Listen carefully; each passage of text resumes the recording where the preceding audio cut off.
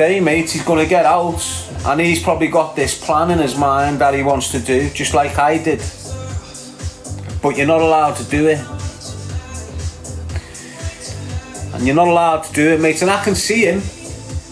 I can see the way he's going already. Why? Because I've been there. I know exactly what he's going to do, and he's going to re-offend. If he doesn't re-offend, he's going to breach his license for being with people that he shouldn't be with. So he'll end up back in custody on license, and then he's told, what's he going to do? Keep on spitting lyrics from prison? You can only do that once. That's one opportunity. You've got it. It's yours to lose, basically.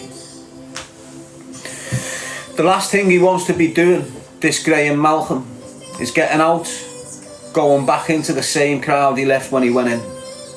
The last thing he wants to do, it's the first thing he needs to sacrifice, is the old crowd of people. And the kid's growing up with the mentality that loyalty is everything. So he's probably got that mad loyalty mind. It's a bad mind to have. Why? Because you're loyal to. You're being loyal to. So first and foremost, he's got to sacrifice these people that are now funding him. And he can't do it. Why? Because they're funding him. So he's just got himself into a mess there. He has a great opportunity to absolutely maximise his presence on the social media platforms. But I know what happens there. When you go viral like that, just the way I did on that first podcast I ever done, viral. When you go viral like that, you get a lot of blood-sucked leeches kicking right in. And the first things they want to do is make money with you. But they're making well more than you. And that's why you do them off. But Mazza, being in jail, skint, probably skint, someone's popped along and said, we can make money straight away and we'll start sending you money, bam, just sign this and let us go. He's probably given authority for them to make clothes for him. And he's getting something like £5 a top and they're getting £15 a top. That's what they'll be doing to him right now, rinsing the life out of him. But because he's in a position where it's harsh, he's just happy to be getting anything. Do you understand? He's happy to be making a living in there off this. Even if it is a £1 a month and they're taking 15 ton a month. He's still happy. But when he gets out and he realises, hang on, this sold 100 tops and I've only had a £1. When he starts realising that it's too late, you know, you've let a crowd onto you and they're just going to suck you and dry, mate. Trust me. What he needs, what that Malcolm Graham needs, is his brothers out of custody to stand next to him while he goes through this. It's what he needs, it's what I needed. I needed brothers that were willing to stand on with me, and I never got them. That's what he's going to need. He's going to need their stake. He's going to need people like his brothers to make sure that he's okay at the end of it all.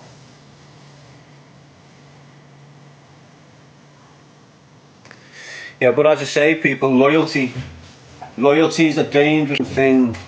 Dangerous. Very, very, very, very, very.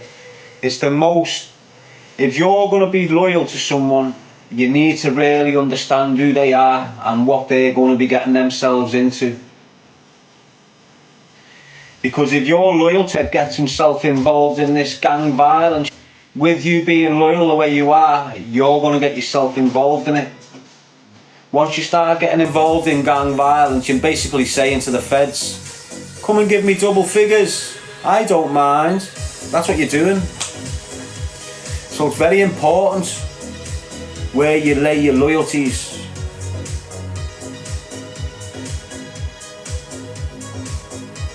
What you're seeing these days is loyalty that's not mutual. And you get a lot of that these days among the younger generations. Loyalty that is not mutual. What does that mean? It's not both ways.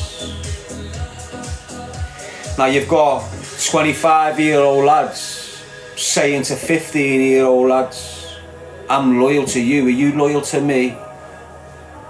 That 15-year-old kid's caught up in that loyalty. Yeah, I'm loyal to you, I'll die for you. This crafty little piece has told a 15-year-old that he's loyal, but he lied. So now when it hits the fan for this kid, there's no loyalty coming from this rat. Do you understand? But when it's the fan for this rat, 100% loyalty coming from this game kid, because he hasn't got a clue. Do you understand what I'm saying to you? And what you're looking at now in prisons right across the land, cons and YPs, is loyal lads. All loyal. Every single one of them were loyal to the core. Some are doing 30 recs because they were loyal. They weren't even involved in the crime, but because they're loyal, they'll go and do a 30 rec. That's how dangerous being loyal is. You've got young kids who are loyal, so they said no comment because I'm loyal. Got yourself a 30 for saying no comments because you're loyal. That rat that you just said no comment for would have squealed at the top of his voice against you, lads. No way he was taking a 30. Never in a month on Sundays. Why?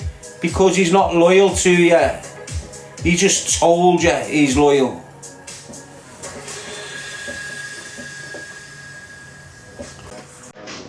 So if you're ever going to be loyal, make sure you're being loyal to someone that's loyal back. First and foremost.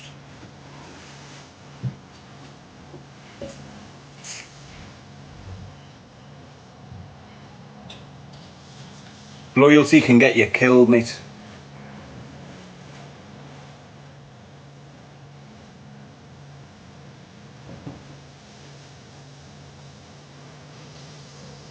Yes, Carl?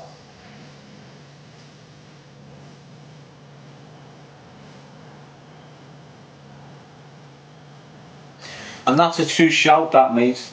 That's probably the best quote you're going to hear in your life. Loyalty will get you killed.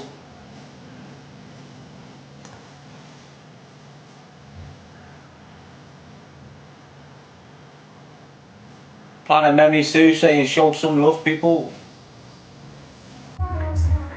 Out of all the things you could have chose to put number one, you chose loyalty. Mad, aren't you, lads? What happened to love? You know, love is number one. Let me tell you that from someone that's unloved. I'm unloved and I'm telling you love is number one. Do you understand what I'm saying here? Before anything, loving and caring for people is the first and foremost. If people damage that on you, well then they damage it on you. But initially, it should be love and care. If people on you, then your love and care dries up, doesn't it? And you've got the opportunity to do that with love and care. Loyalty you haven't. You know, one false move and you're gone. You can be loyal to this kid that's setting you up for 2 years, leading you into a garage where you're tied to a chair and destroyed. That's why you've got to be careful where your loyalty lies. No one, let me tell you this right now, no one in the world of drug dealing is loyal. No one. Don't get me say to you, don't what you've been through with them. There's no loyalty in a game of drugs. All over the gaff, honest to God. And that's what these men that are grooming kids use it all the time. You're meant to be loyal, you can't even put that in your mouth. Now when you've got a 27-year-old who's looked at like a capo amongst 15 and 16-year-olds, and then you've got that capo saying to one of these 15, 16-year-olds, you're not one of the boys, lad, thought you were loyal. You're not even banging that in there, you're not even there.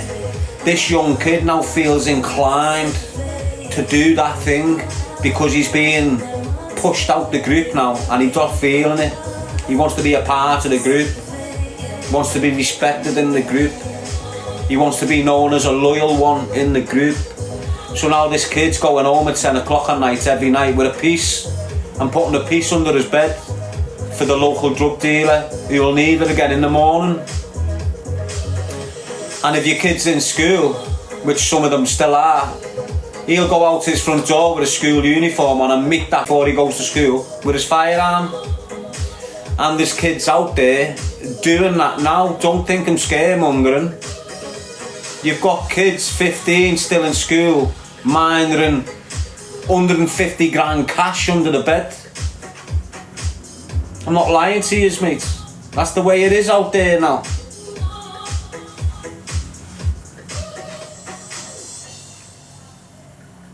False sense of obligation. That's exactly what it is, Tyler. They feel obliged, they feel trapped, they feel like they've got to, otherwise they're going to be called unloyal. And you always talk about you're meant to be a scouser, and that's another thing that the Scouse groomers use. They'll say to the kids, "You're not a scouser, you." Kid go, "What? I am a scouser." "No, you're not." "Yeah, I am." "No, I'm not." "Yeah, I am." "Prove it." There you go. Kid's done.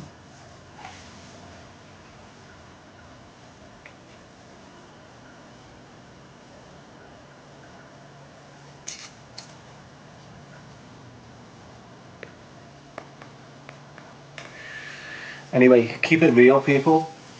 If you can prevent kids getting dragged into that life, do it. Even if you've got to step on knobheads' toes to pull them back out of there, do it. Got any brothers, cousins, nephews, neighbours that you see being in the passenger seat of that drug dealing car? Educate the kid. Educate him. Don't let that drug dealer drop your kid home from football. Do you understand? Don't let your kids get in a drug dealer's car. Do you understand the risks?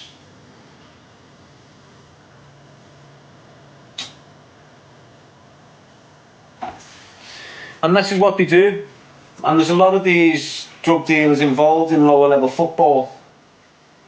Because that's what they do. It's their like pastime. They like playing football, half of them drug dealers. Do you understand what I'm saying? And what you'll notice is your local drug dealer off your community, off your estate, he likes to be friends with all the youngsters. "Something lad, you good? Do you want to come with me? Do you want to lift?" Do you understand? That's him. That's like a Jimmy Savile approach. Do you understand what I mean?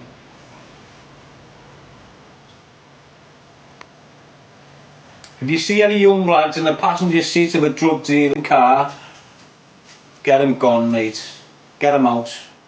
Ask him, "What are you doing in this car with him?" There might be a legitimate reason, but at least you ask him. Do you understand what I'm saying? Honest to God, lad, you need to be reaching out to these kids.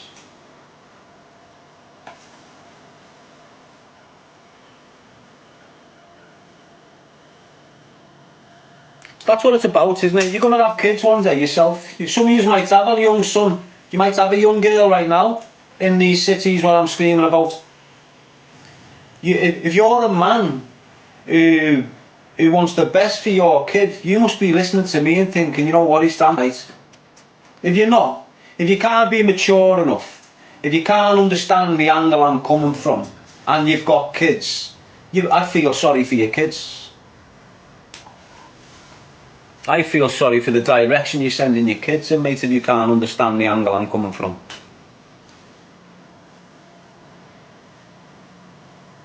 I'm not the only one now. There's a lot of people starting to jump on it. There's loads of people starting to jump on my narrative now and making it their own. But they're all screaming what I'm screaming. You might be screaming it a lot less louder than what I am, but they're screaming it. And if I wouldn't have done what I've done for the past 8 years, no one else would have the balls to start screaming it. Simple as that. Jump on what? Shaming the dirty organised crime groups in the cities that are destroying our communities. That's what. Shaming them. Not scared of them. Not scared to speak about their activities and their behaviours. Call it what you like. No one else is challenging it. No one. No one's got the balls to challenge it. I've got balls, and that's why I'm challenging it.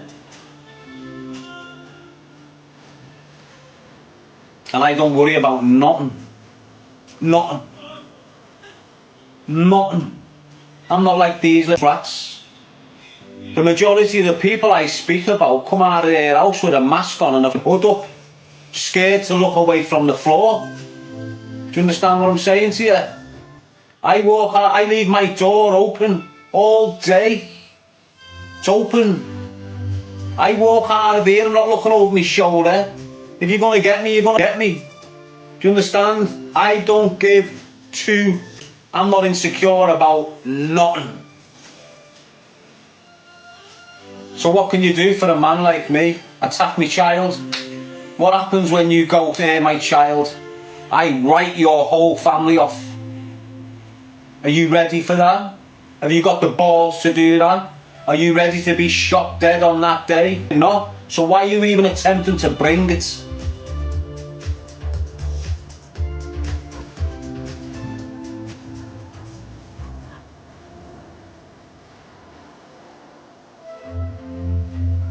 And that's what you've got to understand, people. That's why I'm hated by a small minority in the city of Liverpool. Because I tell them how it is. I'm not scared to use organised crime groups. I'll tell you how it is. If you don't like it, kill me like you've been saying for the past 8 years. Still here, still breathing, still feeling blessed, still not living from crime, still alone, still by myself, and I love it.